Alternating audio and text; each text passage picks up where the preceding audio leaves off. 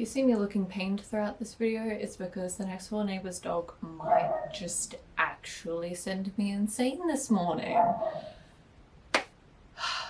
Anyway. Hello everybody and welcome back to another episode of Women of Ancient History, a series on my channel where I create short historical profiles summarizing the lives of women who lived within ancient history who I believe deserve to be remembered more than they are. Last episode we went over the myth of Lei Su, the Chinese princess responsible for discovering silk, a really important part of China's economy. If you want to check out that episode, you can click the card above, or there will be the full playlist of all episodes in the description below. Today we are talking about the mother of Alexander the Great, and how she worked and schemed to ensure her son's rise to power, believing him to be born of Zeus. That woman is Olympias. And remember, if you do enjoy the video, please give it a like to help support the channel, let me know you enjoyed, and subscribe so that you get to see future history episodes like this. I'm also going to be starting a new history series on this channel pretty soon, all about the history of asexuality, which I'm super excited about. But enough about me, back to Olympias. Olympias, whose birth name was Myrtle, was the daughter of the king of Epirus, a kingdom southwest of Macedonia. Her family believed they were descended of the son of Achilles. She became the second wife of Philip II at age 18. Birds, I don't need you adding to the background noise. I've got enough. She became the second wife of Philip II at age 18. Their meeting is described to us by Plutarch. He fell passionately in love with her, and although he was only a young adult and she was an orphan, he went right ahead and betrothed himself to her.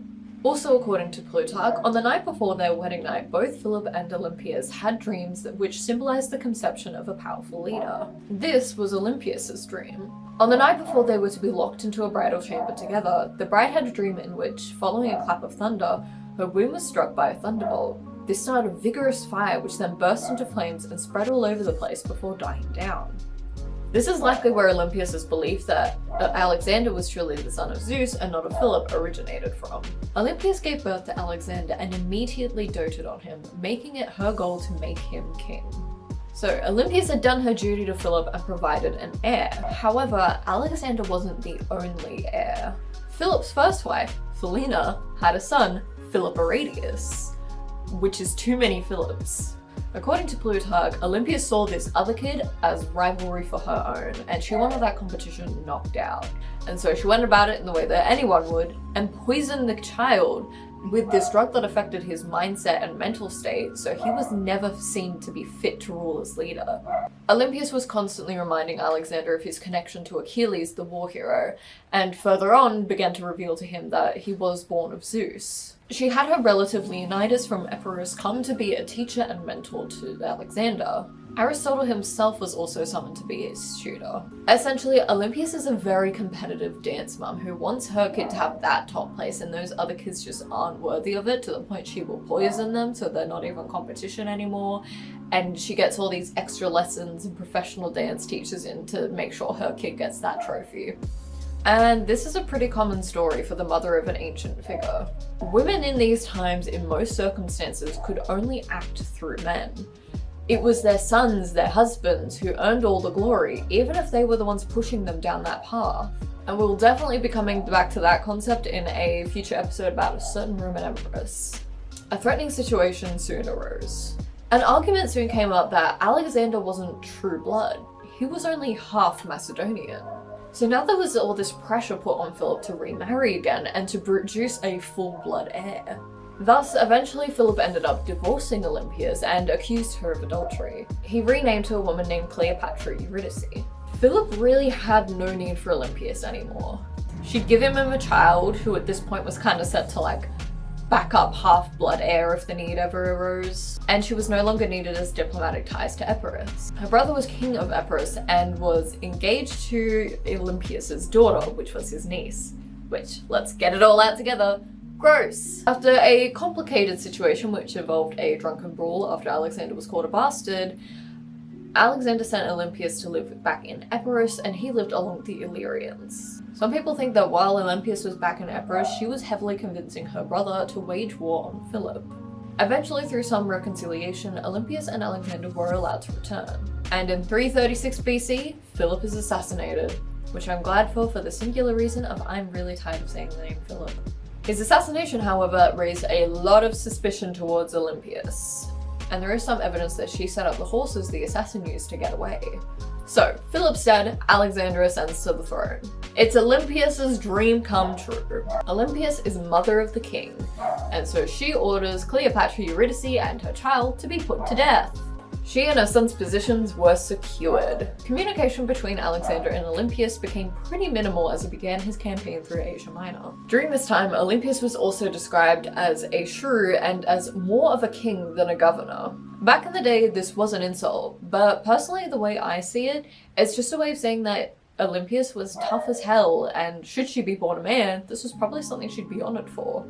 His mother did correspond often, offering him all this advice, and Alexander pretty much just ignored it. We don't hear much about Olympias until after the death of Alexander. His death resulted in the Wars of Diadochi, where there was questioning over leadership and war over who would take Alexander's conquered lands. Olympias called for Roxanne, Alexander's wife and the mother of her grandson, who was also named Alexander because these people just love recycling names, and called for them to come to Pella where they would be safe. A man named Cassander soon became regent of Pella, which was fine for Olympias until she realized that meant that her grandson couldn't become king. Old habits die hard, and Olympias wanted Alexander on the throne. So she joined forces with her cousin, the king of Epirus, to invade Macedonia. At first, things were going pretty well. They started to invade and they executed hundreds of people who were loyal to Cassander. But Olympias' invasion failed. She was captured by Cassander, who initially thought about sparing her life, but then decided that she was to be put to death. Her grandson and Roxanne soon met the same fate. Her grandson never got the throne she was fighting for him to have. And that's pretty much the story of Olympias. You know, I don't know much about Alexander the Great, but I sure as hell know his name. And pretty much anyone you ask when you say Alexander the Great, they'll nod their head. If you were to say Olympias, people would be like, who are you talking about? It's thanks to Olympias and her sometimes cruel methods, Rip Philip, that Alexander was able to ascend to the throne. She shouldn't be just an afterthought in the story of another man. She wasn't honoured in ancient history with all these labels of being headstrong and arrogant, which didn't honour the really strong and tough woman she was. Her cruelty doesn't mean she should be forgotten. Alexander probably slaughtered thousands more. She served her role as mother to the king by any means necessary, and she deserves to be remembered. So thank you guys very much for watching this episode all about Olympias. I think Olympias has a pretty cool story. As I was researching all this, I was like, damn, she lived a life and she got things done. And if you did enjoy this video, I do really recommend subscribing for a video coming up in a couple episodes time, which is going to be about a pretty similar woman, but even more cruel and crazy. So subscribe for more episodes of this series and also the new history series coming up all about asexuality. And remember, if you did enjoy the video, please give it a like. It really helps out the channel. So thank you once again for watching. I'll see you in the next episode.